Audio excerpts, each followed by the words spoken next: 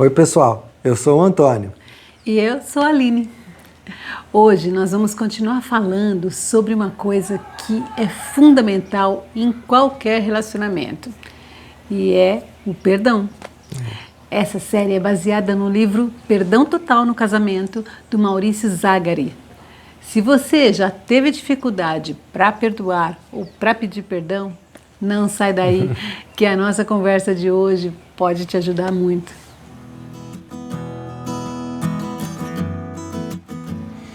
Uma das coisas que as pessoas pensam sobre o perdão é que se eu perdoar, eu vou incentivar o outro a errar de novo. Mas o perdão não deve incentivar o erro. Paulo diz isso em Romanos 6.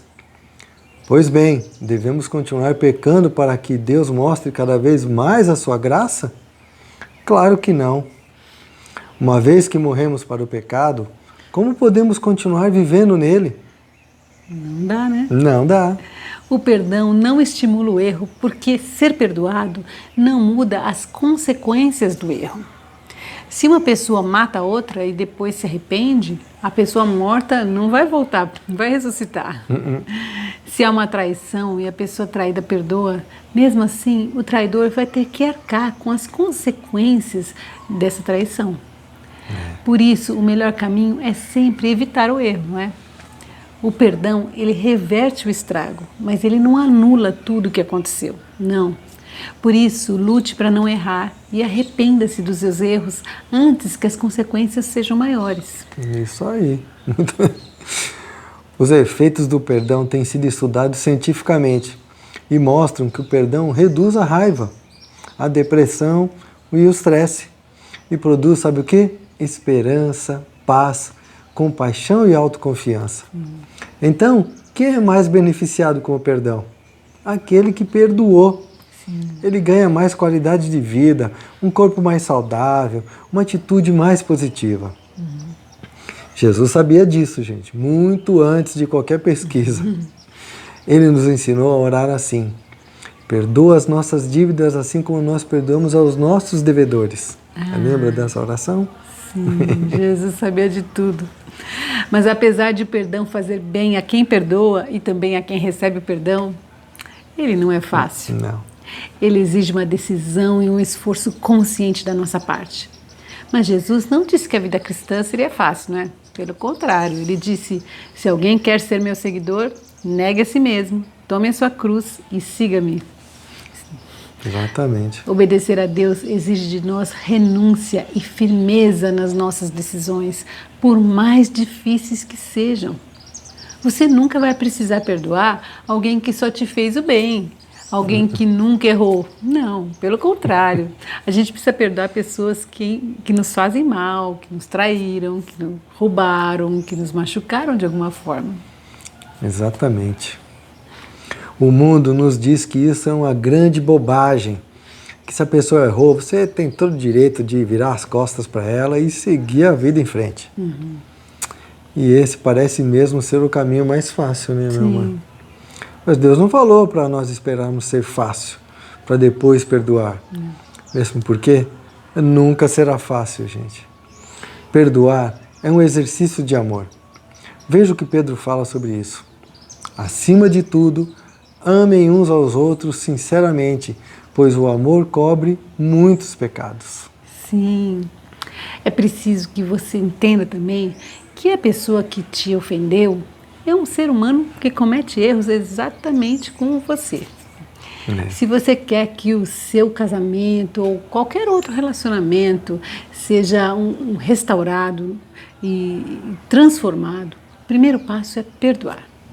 O perdão é o começo da cura nas crises do seu casamento. Ele é o caminho para diminuir os atritos causados pelos erros que os dois cometeram. Se você quer ter um ambiente de paz em casa, então, perdoe. Simples assim. Pode ser que a gente esteja falando para você fazer uma coisa que parece impossível, não é? Porque o perdão não é uma teoria. Não é teórico. É encarar uma pessoa que tem nome, que tem uma história, que errou e causou mágoas. Pense, e se fosse o contrário? Eu não iria querer ser perdoado pelo meu erro? Mesmo assim, está difícil? Então, como passar por cima de tudo isso? E fazer o que você sabe que precisa ser feito, mas você não consegue? Só tem um jeito, junto com o Senhor. Ah, sim, só com Ele. Paulo entendeu que a sua fraqueza era a sua força. Veja o que ele disse. Mas ele disse: minha graça é tudo de que você precisa. Meu poder opera melhor na fraqueza. Portanto, agora fico feliz de me orgulhar de minhas fraquezas, para que o poder de Deus opere por meu intermédio.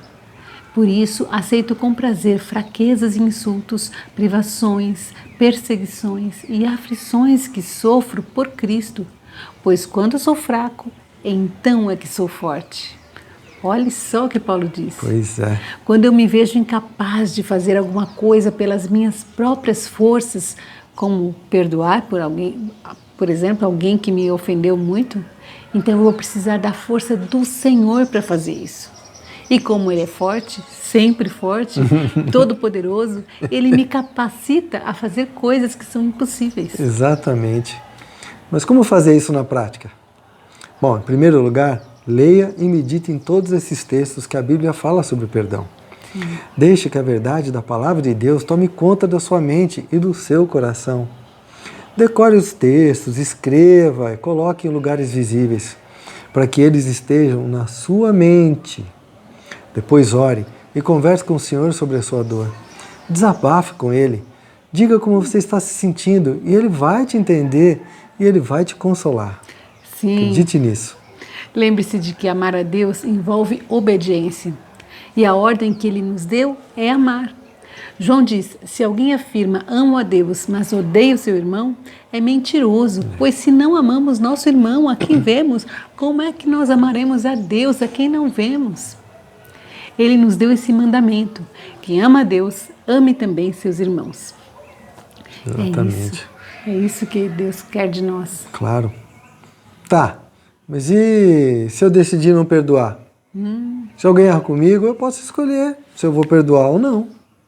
Se eu vou cultivar o ódio ou o amor. Bem, Estevão, quando foi apedrejado até a morte, simplesmente pela sua fé em Cristo, gente, ele escolheu perdoar. Ele disse: Senhor, não os culpe por este pecado. Nada é mais grave do que o assassinato, gente. Aos olhos humanos, ele teria todo o direito de odiar aqueles que o estavam apedrejando. Mas Estevão decidiu seguir o exemplo de Jesus, que também perdoou os seus assassinos. Difícil, mas possível. Sim, Estevão, Jesus, esse é um exemplo que vale a pena nós imitarmos. Falta de perdão gera muitas consequências terríveis, sabe? Mas a pior delas é que se eu não perdoar, eu também não serei perdoado. Ixi. Jesus foi bem claro quanto a isso. Ele disse: seu Pai Celeste os perdoará se perdoarem aqueles que pecam contra vocês. Mas se vocês se recusarem a perdoar os outros, seu Pai não perdoará seus pecados. Ixi. Sim, foi Jesus que disse. E ele também disse o seguinte: não julguem e não serão julgados. Não condenem e não serão condenados. Perdoem e serão perdoados. Pegou pesado agora. Não fui eu, não, foi ele. Foi Jesus. Você já viu a restauração de uma casa antiga? Os restauradores pegam uma casa totalmente destruída, toda arrebentada, e com cuidado eles vão refazendo cada parte dela, até que ela volte a ser linda como foi quando foi construída. Às vezes a casa está tão ruim que parece impossível que ela seja restaurada, não é mesmo? Sim. Mas o restaurador paciente, ele consegue transformar o que parecia um lixo em algo novo. Assim é o perdão. Com paciência e cuidado, ele restaura os relacionamentos destruídos e os transforma em algo novo. É maravilhoso. Jesus contou uma história linda sobre a restauração que o perdão traz. Você conhece essa história? É a parábola do filho pródigo. Quando o filho decide ir embora e gastar todo o dinheiro do pai e ter uma vida dissoluta, ele ofendeu e entristeceu o pai profundamente. Mas o pai decidiu perdoar quando o filho voltou. E foi o perdão que gerou a restauração daquele relacionamento.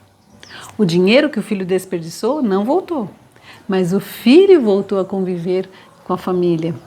É isso que acontece com o perdão. Ele não acaba com as consequências, mas ele restaura o relacionamento que tinha sido quebrado. Que coisa boa. Deus pode transformar um erro terrível em uma coisa maravilhosa. Davi adulterou com Batseba e ela ficou grávida. Para encobertar esse pecado, sabe o que ele fez? Ele mandou matar o marido dela. Só piorou, né? Depois disso, Davi se casou com ela. O filho que eles tiveram morreu, ainda criança. Mas depois ela engravidou novamente. E o filho deles foi o rei Salomão, gente, que herdou o trono de seu pai Davi. E foi o homem mais sábio que existiu. Salomão foi escolhido por Deus para entrar na genealogia de Jesus, gente. Deus transformou o pecado de um homem em uma bênção para a humanidade toda. Pois é. Paulo disse que à medida que o pecado aumentou, a graça se tornou ainda maior. Você está em Romanos 5:20. Esse é o milagre do perdão. O perdão de Deus por mim e o meu perdão por quem me ofende é um milagre que vem do Senhor. Faça isso, perdoe e a restauração virá. É possível e é a vontade de Deus para você. Obrigado que você ficou aqui com a gente até o fim do vídeo. Se você gostou desse vídeo, deixa um like pra gente. Se não é inscrito, se inscreve no nosso canal e ativa o sininho. Se você lembrou de alguém que precisa ouvir essa palavra sobre o perdão, compartilhe esse vídeo com ele. Semana que vem tem mais. Tchau, pessoal. Até lá!